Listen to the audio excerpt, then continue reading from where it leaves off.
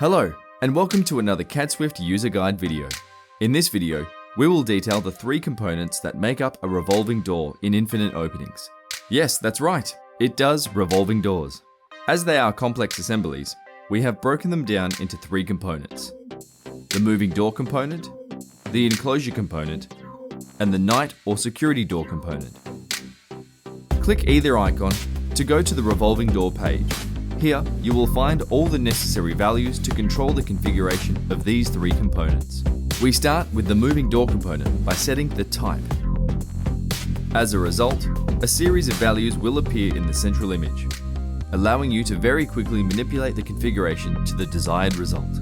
To complete your definition of this first component of revolving doors, you need to define the detail of the geometry by setting the guide hotspots to profile guides and manipulating the profiles in 2D.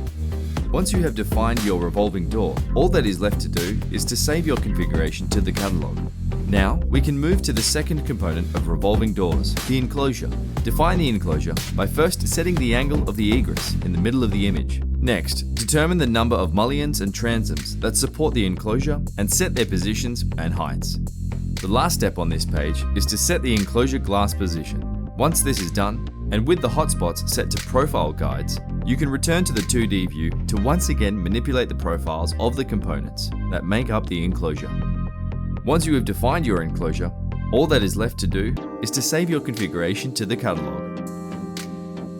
Now, we can move on to the final component of revolving doors, the night doors. For this component, you simply turn it on and nominate whether to incorporate a wall frame into which they open.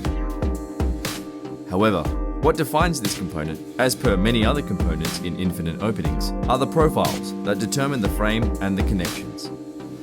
Once you have defined your night doors, simply save them to your catalog. Now, you will have created definitions of each of the three components that make up a revolving door.